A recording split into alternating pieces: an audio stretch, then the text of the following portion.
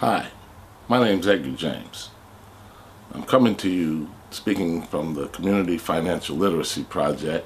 That's part of a segment that we previously released some videotape footage on, courtesy of Black Sparks TV and myself, of course, Edgar James. We're going to today be interested in speaking on some personal savings and personal debt management issues and techniques. So we want to make it a friendly conversation so that we don't criticize anyone. Hopefully we can offer some value added to what's already going on in your life. If you're not saving, we hopefully can give some incentive to do so. Starting with the savings concept. Most people would like to save after they've paid all their debts and all the people that they owe, their mortgage, their rent, what have you. And those are all noble things to do, except most don't think to pay themselves first. If you notice, the concept that the government itself uses is to take their items first. They don't wait until after everyone has paid all their bills to take the taxes and the Social Security, the Medicare, and those issues. So if you had a philosophy for yourself that was similar to the government's philosophy, you'd be able to implement a strategy whereby you could take a percentage of your income for yourself out of every piece of income that you earn, simply based on a concept of 10% for yourself, 10% for charity and the giving to others who need assistance as well, and 80% for the payment of those other things that we, of course, find ourselves having to pay for. So 10%, 10%, and 80% would take up 100% of your available resources. So this is to be applied at any level of resource. Now, I understand that some people may feel that they don't have adequate financing to pay their bills as they come due or to enjoy the things that they would like. But for anyone who does have any revenue coming in whatsoever, a portion of it should be retained for your personal betterment and use in the future.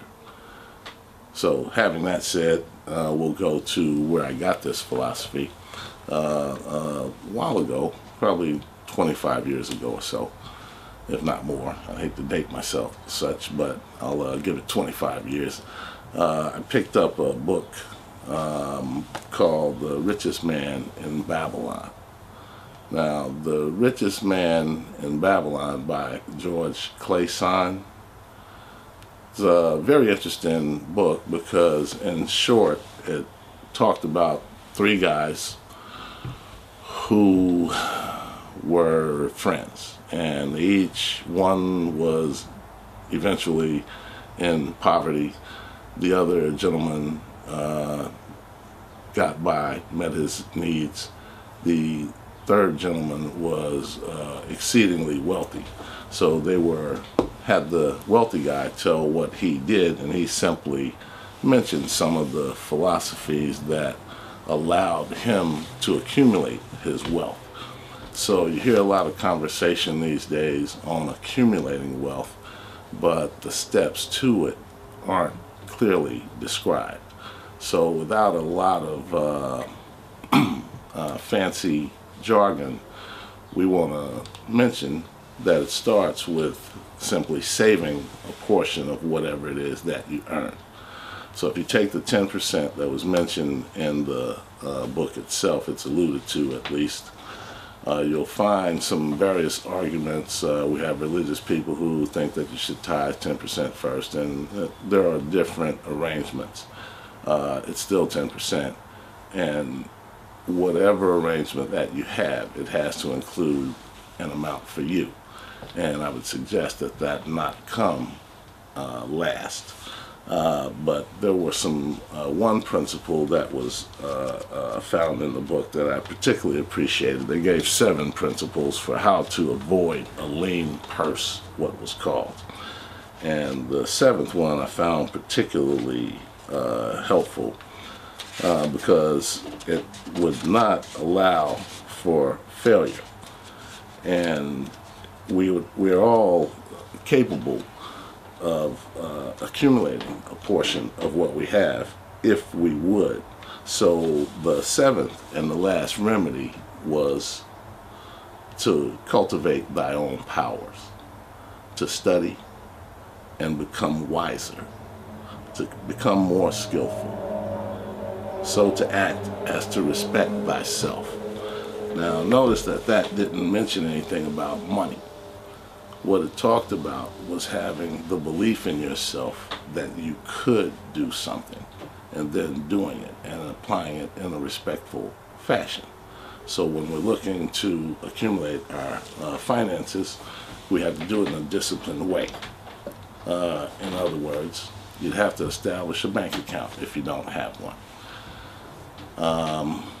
Many payrolls allow you to direct money directly to your payroll.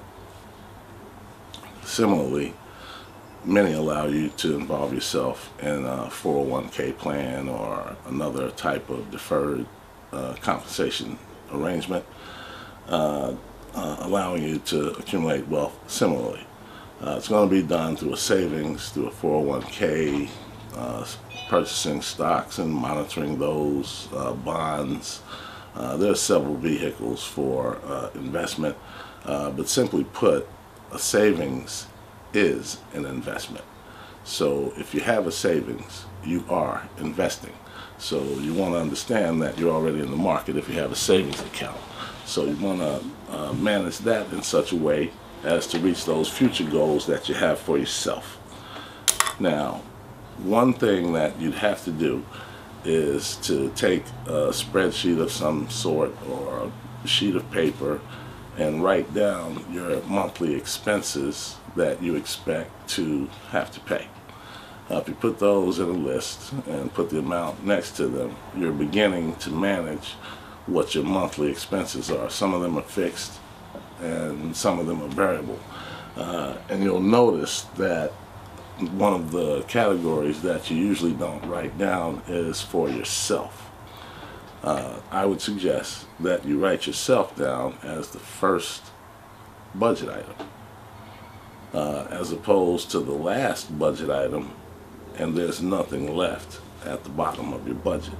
Typically we would be concerned about our rent or mortgage, food, of course, transportation to and from work, entertainment, which is a killer in a budget, and I'll come back to that later, credit cards and car payments, etc.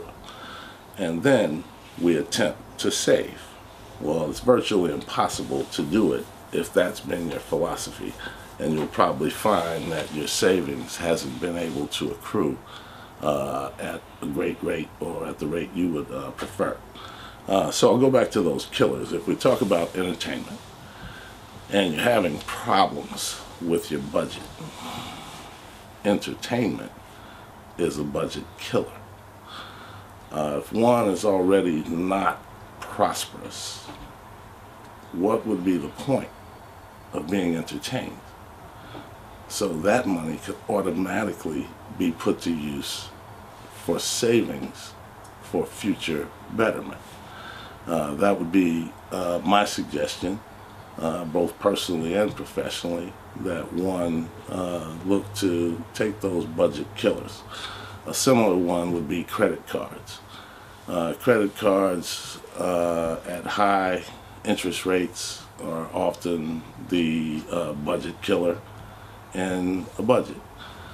For example, if you purchase a shirt today for $100 and you pay for it at 19% interest, you're probably only paying the minimum payment.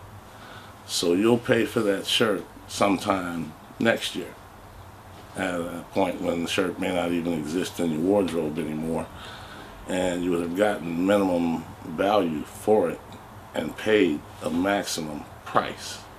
So the credit card financing for other than a business venture or something that would bring you a better interest rate of return than the rate you're paying on the credit card would seem to make the credit card something that most people shouldn't possess other than for emergency purposes. And saying that, it's not to criticize anyone who does choose to have a credit card, but if you don't use them wisely, they could be one of the things that would really eat into your budget and put you off the track for accumulating the wealth that you hope for.